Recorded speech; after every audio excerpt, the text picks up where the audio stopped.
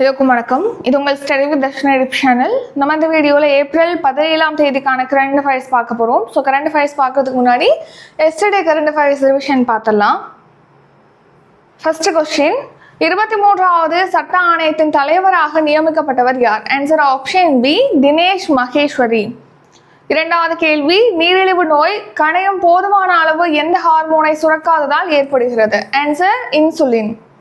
மூன்றாவது கேள்வி, கீழ்கண்டவற்றில் மாநில உறவுகளை ஆராய தமிழக அரசால் அமைக்கப்பட்ட ஆணையம்? ஆன்சர் நீதிபதி ராஜமன்னார் ஆணையம். நான்காவது கேள்வி, மாநில உரிமைகளை மீட்க யாருடைய தலைமையிலான உயர்நிலை குழுவை தமிழக அரசு அமைத்துள்ளது? ஆன்சர் குரியன் ஜோசப். ஐந்தாவது கேள்வி, தமிழ்நாட்டில் HIV நோயால் பாதிக்கப்பட்டோர் எண்ணிக்கை? ஆன்சர் 1.5 லட்சம் பேர். ஆறாவது கேள்வி, இந்திரா காந்தி தேசிய மாற்றுத்திறனாளிகள் ஓய்வூதிய திட்டம் எந்த ஆண்டு தொடங்கப்பட்டது? ஆன்சர் 2009ஆம் ஆண்டு. ஏழாவது கேள்வி, உலக விமான நிலைய தரவரிசை 2025இல் எந்த நாட்டின் விமான நிலையம் முதலிடத்தை பிடித்துள்ளது? Answer Singapore. எட்டாவது கேள்வி, பட்டியல் சமூகத்தினரை வகைப்படுத்தி இடஒதுக்கீடு வழங்கிய நாட்டின் முதல் மாநிலம் எது? ஆன்சர் தெலுங்கானா மாநிலம். ஒன்பதாவது கேள்வி, ஹிமாச்சல பிரதேச தினம்? ஆன்சர் ஏப்ரல் 15ஆம் தேதி. பத்தாவது கேள்வி, உலக குரல் தினம் எந்த நாளில் அனுசரிக்கப்படுகிறது? ஆன்சர் ஏப்ரல் 16ஆம் தேதி. ஸோ இப்போ இன்றைக்கான கரண்ட் அஃபேர்ஸ் பார்க்கலாம். ஸோ அதுக்கு முன்னாடி பார்த்தீங்கன்னா இப்போது ஏப்ரல் 19ஆம் தேதி எஸ்ஐ டெஸ்ட் பேட்ச் ஸ்டார்ட் ஆகுது. அதுக்கான ஃபீஸ் 500 ரூபி. லாஸ்ட் டேட் 19ஆம் தேதி. டிஸ்கிரிப்ஷனில் அந்த பேட்ச்க்கான டீட்டெயில் கொடுத்துருக்கோம், செக் பண்ணி பார்த்துக்கோங்க. இப்போ நம்ம டுடே கரண்ட் அஃபேர்ஸ் பார்க்கலாம். ஃபர்ஸ்ட் கொஸ்டின், உச்சநீதிமன்றத்தின் 52வது தலைமை நீதிபதியாக பொறுப்பேற்க உள்ளவர் யார்? Answer PR Gavai. ஸோ பார்த்தீங்கன்னா PR கவாய் தான் இப்போ உச்சநீதிமன்றத்துடைய 52வது தலைமை நீதிபதியாக பொறுப்பேற்க இருக்காரு. இப்போ கரண்ட்லி உச்சநீதிமன்ற தலைமை நீதிபதியா 51வது தலைமை நீதிபதியாக சஞ்சீவ் கண்ணா இருக்காரு. அவர் இப்போ மே 13ஆம் தேதியோட ஓய்வு பெறாரு. ஸோ அதை எடுத்து பார்த்தீங்கன்னா உச்சநீதிமன்றத்துடைய 52வது தலைமை நீதிபதியாக PR கவாய், அதாவது இவருடைய ஃபுல் நேம் பூஷன் ராமகிருஷ்ணன் கவாய் பொறுப்பேற்க போறாரு மே 14ஆம் தேதி. ஸோ உச்சநீதிமன்றத்தில் தலைமை நீதிபதிகள் பார்த்தீங்கன்னா வயது மூப்பின் அடிப்படையில் தான் தேர்வு செய்யப்படுறாங்க. உச்சநீதிமன்றத்தில் யார் மூத்த நீதிபதியா இருக்காங்களோ அவங்க தான் தலைமை நீதிபதியாக நியமிக்கப்படுறாங்க. ஸோ ஓய்வு பெறும் வயது, உச்சநீதிமன்றத்தில் ஓய்வு பெறும் வயது எது அப்படின்னா 65. நெக்ஸ்ட், இந்த PR கவாய் 52வது தலைமை நீதிபதியாக பொறுப்பேற்க போறார் இல்லையா, இவர் எந்தெந்த தீர்ப்புகளில் முக்கிய பங்களிப்பாற்றிருக்காரு அப்படின்னு சொல்லி நம்ம பார்க்கலாம். இப்போ 2019 பார்த்தீங்கன்னா ஜம்மு அண்ட் காஷ்மீருக்கு ஆர்டிகல் 370, அதாவது சட்டப்பிரிவு 370 கீழ் சிறப்பு அந்தஸ்து வழங்கப்பட்டிருந்தது. அந்த சிறப்பு அந்தஸ்தை மத்திய அரசு 2019 ரத்து செஞ்சிருப்பாங்க. ஸோ அந்த ரத்து செல்லும் அப்படின்னு சொல்லிட்டு 2013 உச்சநீதிமன்றத்துடைய அமர்வானது நீதிபதிகள் அமர்வு ஒருமனதாக உறுதிப்படுத்தியிருப்பாங்க. அந்த அமர்வுல ஒரு நீதிபதியாக இந்த PR கவாய் இருந்திருக்காரு. அடுத்து தேர்தல் பத்திர திட்டம், இது எப்போ ஸ்டார்ட் பண்ணாங்கன்னா 2018 ஸ்டார்ட் பண்ணாங்க. எதுக்காகனா இப்போ அரசியல் கட்சிகளுக்கு பார்த்தீங்கன்னா நன்கொடைகள் கொடுக்குறாங்க இல்லையா, அந்த நன்கொடைகளில் ஒரு வெளிப்படைத்தன்மையை ஏற்படுத்தணும் அப்படிங்கிறதுக்காக தேர்தல் பத்திர திட்டம் அப்படிங்கிறது ஸ்டார்ட் பண்ணாங்க. இந்த தேர்தல் பத்திர திட்டத்தின் கீழ் பார்த்தீங்கன்னா SBI பேங்க், SBI கிளை வங்கிகளில் இந்த தேர்தல் பத்திரங்களானது கொடுக்குறாங்க. எலக்ட்ரல் பாண்ட் கொடுப்பாங்க. அதை வாங்கி நம்ம எவ்வளோ ரூபாய் வேணாலும் நம்ம நன்கொடையாக எந்த கட்சிக்கு வேணாலும் கொடுக்கலாம். ஸோ இது தகவல் அறியும் உரிமை சட்டம், அப்புறம் மக்களுக்கு யார் கொடுக்குறாங்க அப்படிங்கிறது தெரியாது. ஸோ இந்த சட்டங்களுக்கு எதிராக இருக்குது அப்படின்னு சொல்லி உச்சநீதிமன்றம் அந்த திட்டத்தை ரத்து பண்ணியிருப்பாங்க. ஸோ அந்த அமர்வுலையும் இந்த PR கவாய் இடம்பெற்றிருக்காரு. 2016 பண மதிப்பிழப்பு நடவடிக்கை பழைய 500 ரூபாய் 1000 ரூபாய் நோட்லாம் செல்லாதுன்னு சொல்லி அறிவிச்சிருப்பாங்க. அந்த நடவடிக்கை செல்லும் அப்படின்னு சொல்லிட்டு உச்சநீதிமன்றம் தீர்ப்பில் தெரிவிச்சிருப்பாங்க. அதுலேயும் இவர் இடம்பெற்றிருக்காரு. அந்த அமர்வுலையும் இந்த PR கவாய் இடம்பெற்றிருக்காரு. நெக்ஸ்ட், உச்சநீதிமன்றம் பற்றி பார்க்கலாம். உச்சநீதிமன்ற அமைப்பு அப்படிங்கிறது சரத்து 124 குறிப்பிடப்பட்டிருக்கு. உச்சநீதிமன்ற அமைப்பு பற்றி இது எப்போ ஸ்டார்ட் பண்ணாங்கன்னா 1950ஆம் ஆண்டு ஜனவரி மாதம் 26ஆம் தேதி தொடங்கப்பட்டிருக்கு.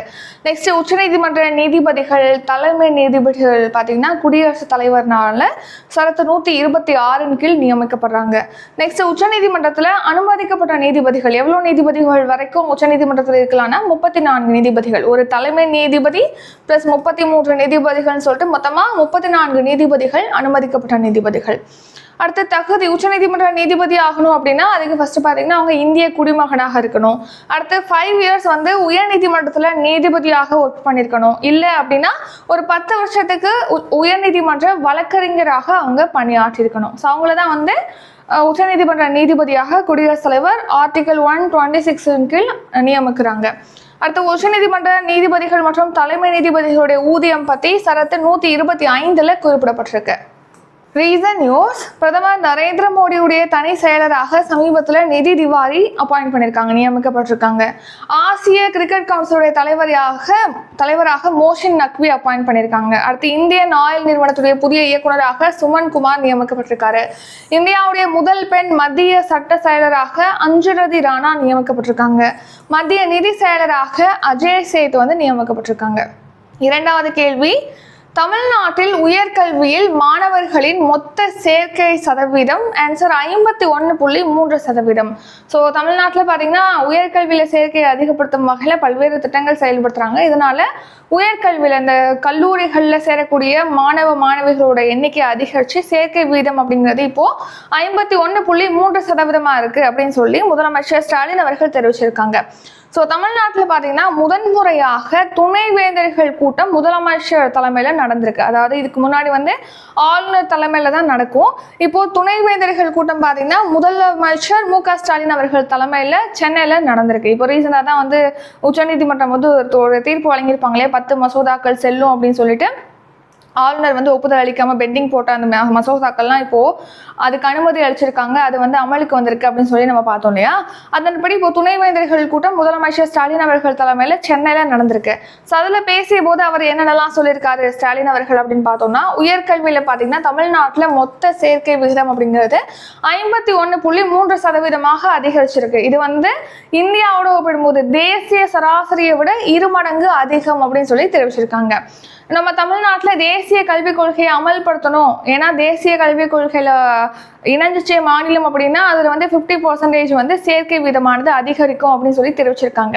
ஸோ ஆனால் இந்த தேசிய கல்விக் கொள்கையில சேராமே நம்ம தமிழ்நாடு இந்த இலக்கை எட்டியிருப்பதாக அவர் தெரிவிச்சிருப்பாரு. தேசிய கல்விக் கொள்கையில் என்ன தெரிவிச்சிருக்காங்கன்னா 2030ஆம் ஆண்டுக்குள்ள உயர்கல்வியில் சேர்க்கை விகிதத்தை 50% உயர்த்துவதற்கு இலக்கு நிர்ணயிக்கப்பட்டிருக்கு. ஆனால் இந்த இலக்கை முன்கூட்டியே தமிழக அரசு அடைஞ்சிருக்கு அப்படின்னு சொல்லி தெரிவிச்சிருக்காங்க. அடுத்து NIRF தரவரிசை, உயர்கல்வி நிறுவனங்களுக்கான சிறந்த உயர்கல்வி நிறுவனங்களுக்கான NIRF தரவரிசையில் ஃபர்ஸ்ட் 100 பிளேசஸ்ல பார்த்தீங்கன்னா 22 பல்கலைக்கழகங்கள், தமிழ்நாடு சேர்ந்த பல்கலைக்கழகங்கள் இடம்பெற்றிருக்கு. அடுத்து நான் முதல்வன் திட்டம், இந்த திட்டம் 2022 மார்ச் ஸ்டார்ட் பண்ணியிருப்பாங்க. இந்த நான் முதல்வன் திட்டத்தினால 27 லட்சத்துக்கும் மேற்பட்ட மாணவர்கள் பயிற்சி பெற்றிருக்காங்க. இதன் மூலமாக 1,19,000 பேர் வேலை வாய்ப்பு பெற்றிருக்காங்க அப்படின்னு சொல்லி தெரிவிச்சிருக்காங்க. நான் முதல்வன் திட்டமே இளைஞர்களுக்கு பயிற்சி அளிக்கணும், அதுக்கேற்ற மாதிரி வேலை வாய்ப்பு அவங்களுக்கு பெறணும் அப்படிங்கிறதுக்காக தான் இந்த ஸ்கீம் ஸ்டார்ட் பண்ணியிருப்பாங்க. அடுத்து தமிழ் புதல்வன் திட்டம், இது 2024ஆம் ஆண்டு ஆகஸ்ட் மாதம் தொடங்கப்பட்டது. இந்த நான் முதல்வன் திட்டத்தின் கீழ் பார்த்தீங்கன்னா 6 to 12 வரைக்கும் கவர்மெண்ட் ஸ்கூலில் தமிழ் வழியில் படிச்சுட்டு உயர்கல்வியில் போய் ஜாயின் பண்ணுறாங்களே மாணவர்கள், அவங்களுக்கு மாதந்தோறும் 1000 ரூபாய் வழங்கப்படுது. புதுமை பெண் திட்டம்ங்கிறது 2022ஆம் ஆண்டு செப்டம்பர் மாதம் ஸ்டார்ட் பண்ணியிருப்பாங்க. இது என்னன்னா 6 to 12 வரைக்கும் கவர்மெண்ட் ஸ்கூலில் படிச்சுட்டு உயர்கல்வியில் போய் ஜாயின் பண்ணக்கூடிய மாணவிகளுக்கு மாதந்தோறும் 1000 ரூபாய் இந்த திட்டத்தின் கீழ் வழங்கப்படுது.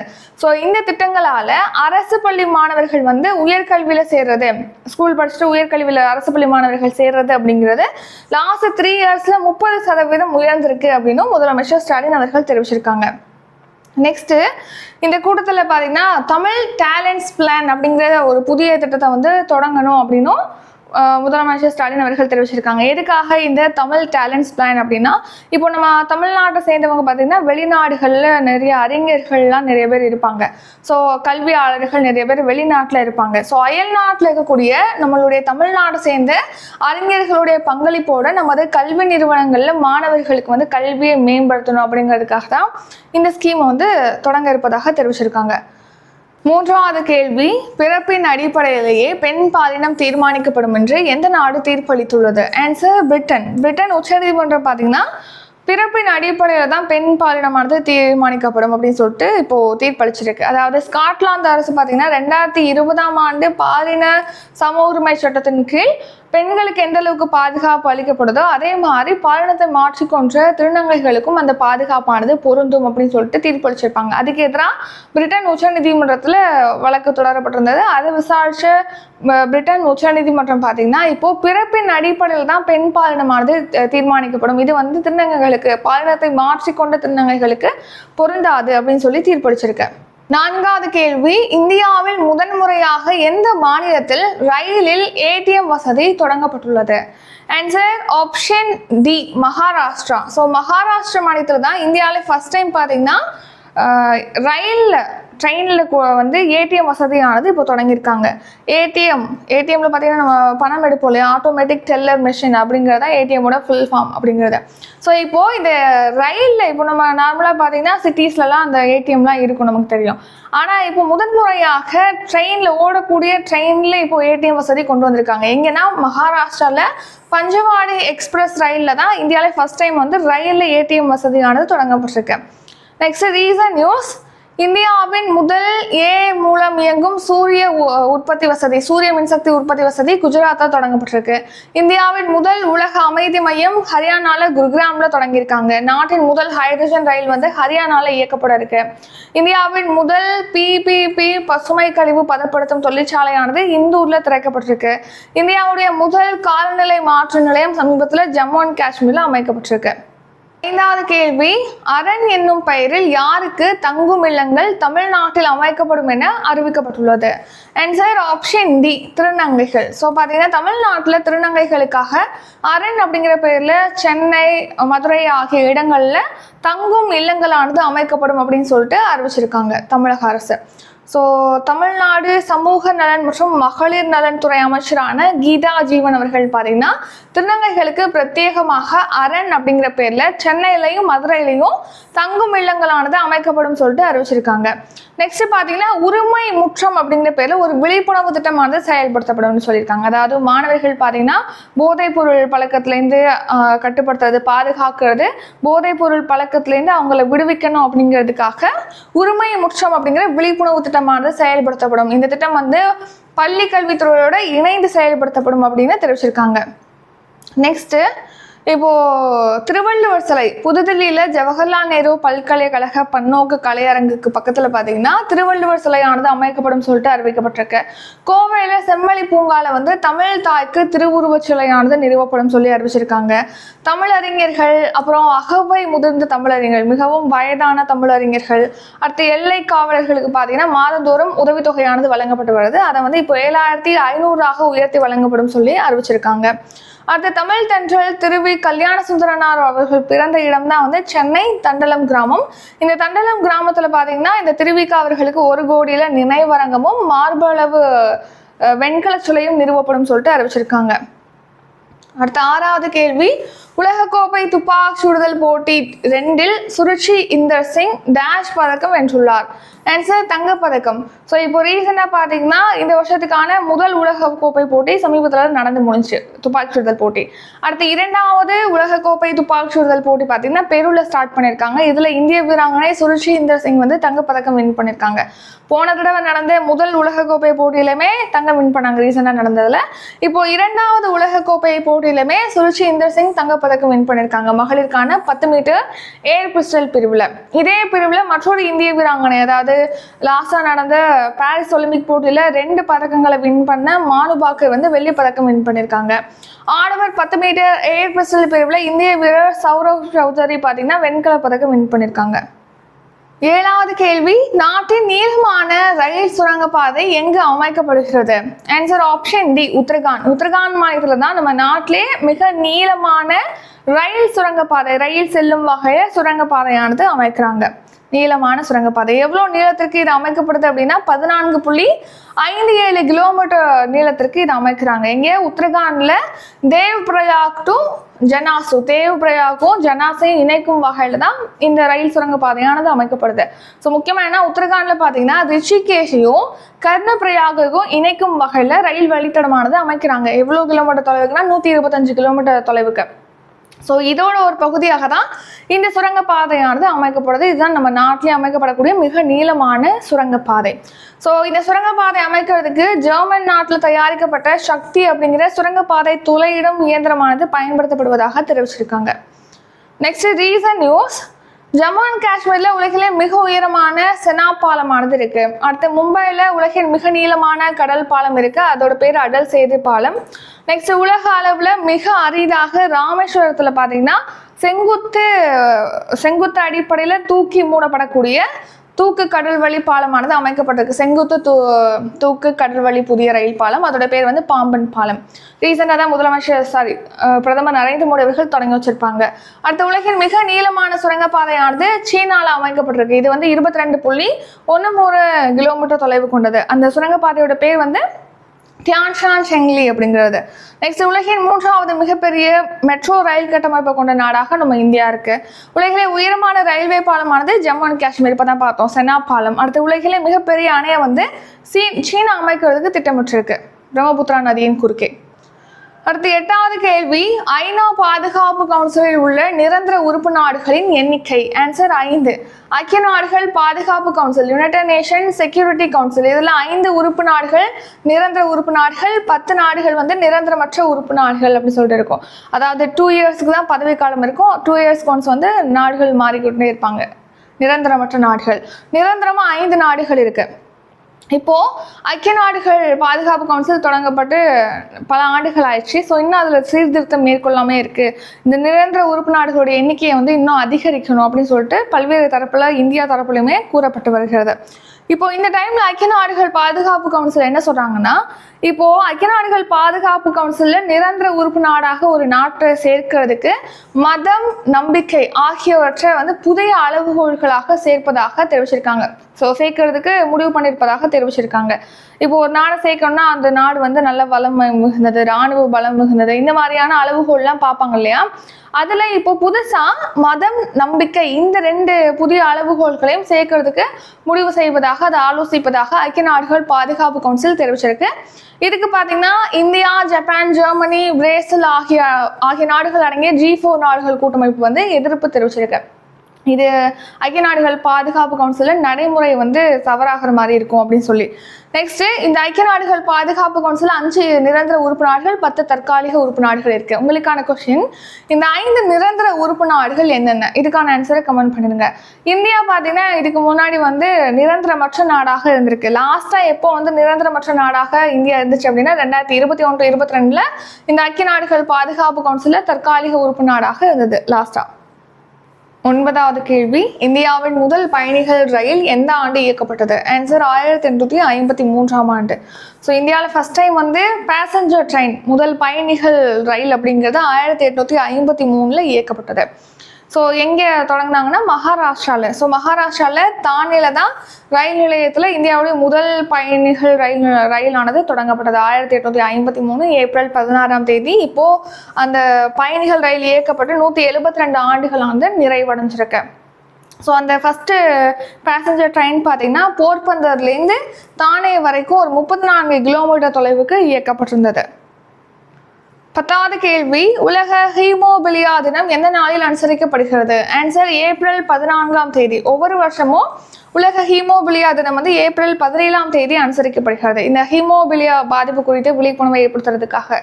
அது என்ன ஹீமோபிலியா பாதிப்பு அப்படின்னா, இப்போ நமக்கு காயம்லாம் ஏற்படுச்சுன்னு வச்சுங்களேன், அந்த உடனே வந்து காயம் ஏற்பட்டோம்னா அந்த இடத்துலேருந்து ரத்தம் வந்து வெளியேறும். கொஞ்சம் நேரத்துல பார்த்தீங்கன்னா ரத்தம் உறைஞ்சு அந்த ரத்தம் வெளியேறுறது அப்படிங்கிறது ஸ்டாப் ஆயிரும்.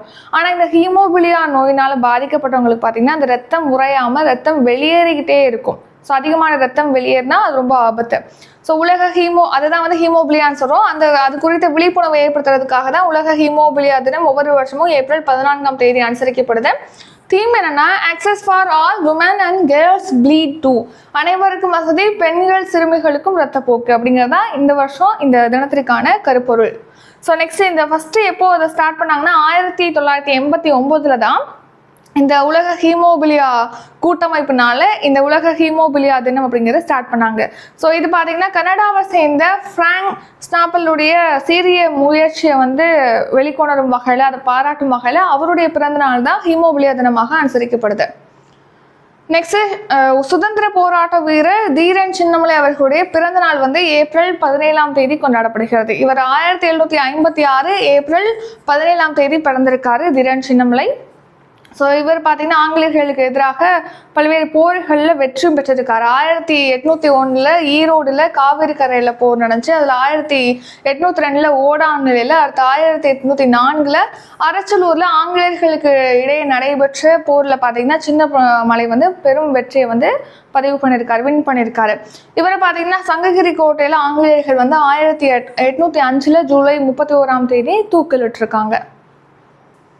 Next short news. இப்போ பிரிட்டனில் பார்த்தீங்கன்னா மிக பழமை வாய்ந்த ராயல் காலேஜ் ஆஃப் பிசிஷியன்ஸ் அப்படிங்கிற மருத்துவ உயர்கல்வி அமைப்பானது இருக்கு. இதோடைய தலைவராக 123வது தலைவராக இந்திய வம்சாவளியை சேர்ந்த பெண் மருத்துவர் மும்தாஜ் படேல் வந்து நியமிக்கப்பட்டிருக்காங்க, தேர்வு செய்யப்பட்டிருக்காங்க. ஸோ இந்த அமைப்புடைய தலைவராக பொறுப்பேற்கக்கூடிய 5வது பெண் தலைவர் இவங்க. அது மட்டும் இல்லாமல் முதல் இந்திய ஆசிய பெண் முஸ்லீம் தலைவர் வந்து இந்த மும்தாஜ் படேல். அடுத்து உத்தரப்பிரதேசத்தில் நடைபெற்ற 15வது சீனியர் ஆடவர் தேசிய ஹாக்கி சாம்பியன்ஷிப் போட்டியில் பார்த்தீங்கன்னா பஞ்சாப் அணி வந்து வின் பண்ணியிருக்கு. நெக்ஸ்ட் கர்நாடகாவில் வந்து இப்போ ஒப்பந்த பணிகள், அரசு ஒப்பந்த பணிகளில் 4% வந்து முஸ்லீம்களுக்கு இடஒதுக்கீடு வழங்கணும் அப்படின்னு சொல்லிட்டு ஒரு மசோதாவானது நிறைவேற்றப்பட்ட ஆளுநருடைய ஒப்புதலுக்கு அனுப்பி வச்சிருப்பாங்க. கர்நாடகாவுடைய ஆளுநர் தாவர் சந்த் கெலாட் அவருக்கு அனுப்பியிருப்பாங்க. அவர் அதை பெண்டிங் வச்சிருந்தாரு. இப்போ குடியரசுத் தலைவருடைய ஒப்புதலுக்கு அதை அனுப்பியிருப்பதாக தெரிவிச்சிருக்காங்க. அதாவதுன்னா கர்நாடகாவில் பார்த்தீங்கன்னா இப்போ 2 கோடி வரைக்கும் கட்டுமான பணிகள் அல்லது ஒரு 1 கோடி வரையிலான சரக்கு சேவைக்கான ஒப்பந்தங்கள் கான்ட்ராக்ட் இருக்கு அப்படின்னா அதுக்கு பார்த்தீங்கன்னா முஸ்லீம்களுக்கு 4% இடஒதுக்கீடானது வழங்கப்படணும் அப்படின்னு சொல்லி இந்த மசோதாவானது நிறைவேற்றப்பட்டிருக்கு. நெக்ஸ்ட் கல்வி நிறுவனங்களுடைய பெயர்கள் பார்த்தீங்கன்னா ஜாதி பெயர்கள்ல இருக்கக்கூடாது, அதை 4 வாரங்களுக்குள்ள நீக்கணும் அப்படின்னு சொல்லிட்டு, அப்படி நீக்கலாட்டி அவங்களுடைய கல்வி உரிமமானது ரத்து செய்யப்பட வேண்டும் அப்படின்னு உயர்நீதிமன்றம், சென்னை உயர்நீதிமன்றம் உத்தரவிட்டிருக்கு. அடுத்து இந்த வருஷம் பார்த்தீங்கன்னா அரங்கநாதன் இலக்கிய விருது 2 பேருக்கு அறிவிச்சிருக்காங்க. தமிழவன் மற்றும் பா. திருநாவுக்கரசு இவங்க 2 பேருக்கு இந்த விருதுகள் இப்போ வழங்கப்பட்டிருக்கு. அடுத்து அரசாணைகள் இருக்குல்ல, தமிழ்நாட்டில் பிறப்பிக்கப்படக்கூடிய அரசாணைகள் வந்து தமிழில் தான் வெளியிடப்படணும் அப்படின்னு சொல்லி அரசு துறை செயலர்களுக்கு தமிழ் வளர்ச்சி மற்றும் செய்தித்துறை செயலர் வந்து உத்தரவிட்டிருக்காங்க. நெக்ஸ்ட் வந்து ரிவிஷன் பார்க்கலாம். ரிவிஷன் பார்க்கறதுக்கு முன்னாடி இப்போ 19ஆம் தேதி பார்த்தீங்கன்னா எஸ்ஐ டெஸ்ட் பேட்ச் ஸ்டார்ட் ஆகுது. ஃபீஸ் வந்து 500 ரூபீ. அதே மாதிரி 20ஆம் தேதி வந்து கரண்ட் அஃபேர்ஸ் டெஸ்ட் பேட்ச் வந்து ஸ்டார்ட் ஆகுது. லாஸ்ட் இயர் ஜூன் டு இந்த இயர் மே வரைக்கும் 12 மந்த்துக்கான கரண்ட் அஃபேர்ஸ் டெஸ்ட் இருக்கும். ஒன்லி டெஸ்ட் மட்டும் போகுதுன்னா ஃபீஸ் 250. வித் படிக்கிறதுக்கு மந்த்லி கரண்ட் அஃபேர்ஸ் பிடிஎஃபோட டெஸ்ட் பேட்ச் வேணும் அப்படின்னா 550 ஃபீஸ். அடுத்து 25ஆம் தேதி வந்து new book Tamil test batch வந்து ஸ்டார்ட் ஆகுது. 27ஆம் தேதி old book Tamil test batch வந்து ஸ்டார்ட் ஆகுது. அப்கமிங் டெஸ்ட் பேட்ச் பற்றிய டீட்டெயிலாம் டிஸ்கிரிப்ஷனில் கொடுத்துருக்கோம், செக் பண்ணி பார்த்துக்கோங்க. இப்போ நம்ம ரிவிஷன் பார்க்கலாம். ஃபர்ஸ்ட் கொஸ்டின், உச்சநீதிமன்றத்தின் 52வது தலைமை நீதிபதியாக பொறுப்பேற்க உள்ளவர் யார்? Answer option B, B R. Gavai. 2வது கேள்வி, தமிழ்நாட்டில் உயர்கல்வியில் மாணவர்களின் மொத்த சேர்க்கை விகிதம்? ஆன்சர் 51.3%. 3வது கேள்வி, பிறப்பின் அடிப்படையிலேயே பெண் பாலினம் தீர்மானிக்கப்படும் என்று எந்த நாடு தீர்ப்பளித்துள்ளது? Answer option C, Britain. 4வது கேள்வி, இந்தியாவில் முதன்முறையாக எந்த மாநிலத்தில் ரயிலில் ஏடிஎம் வசதி தொடங்கப்பட்டுள்ளது? ஆன்சர் மகாராஷ்டிரா. 5வது கேள்வி, அரண் என்னும் பெயரில் யாருக்கு தங்கும் இல்லங்கள் தமிழ்நாட்டில் அமைக்கப்படும் என்று அறிவிக்கப்பட்டுள்ளது? ஆன்சர் ஆப்ஷன் டி, திருநங்கைகள். 6வது கேள்வி, உலகக்கோப்பை துப்பாக்கி சுடுதல் போட்டி 2இல் சுருச்சி இந்தர் சிங் டேஷ் பதக்கம் வென்றுள்ளார்? ஆன்சர் ஆப்ஷன் ஏ, தங்கப்பதக்கம். 7வது கேள்வி, நாட்டின் நீளமான ரயில் சுரங்கப்பாதை எங்கு அமைக்கப்படுகிறது? ஆன்சர் உத்தரகாண்ட் மாநிலம். 8வது கேள்வி, ஐக்கிய நாடுகள் பாதுகாப்பு கவுன்சிலில் உள்ள நிரந்தர உறுப்பு நாடுகளின் எண்ணிக்கை? ஆன்சர் 5. 9வது கேள்வி, இந்தியாவின் முதல் பயணிகள் ரயில் எந்த ஆண்டு இயக்கப்பட்டது? ஆன்சர் 1853ஆம் ஆண்டு. 10வது கேள்வி, உலக ஹீமோபிலியா தினம் எந்த நாளில் அனுசரிக்கப்படுகிறது? ஆன்சர் ஏப்ரல் 17ஆம் தேதி. இத்துடன் இன்றைக்கான கரண்ட் அஃபேர்ஸ் வீடியோ நிறைவடைகிறது. இந்த வீடியோ உங்களுக்கு பிடிச்சிருந்தா லைக் பண்ணுங்க, ஷேர் பண்ணுங்க. நம்ம சேனலை நீங்க இன்னும் சப்ஸ்கிரைப் பண்ணலன்னா மறக்காம சப்ஸ்கிரைப் பண்ணிக்கோங்க. நன்றி, வணக்கம்.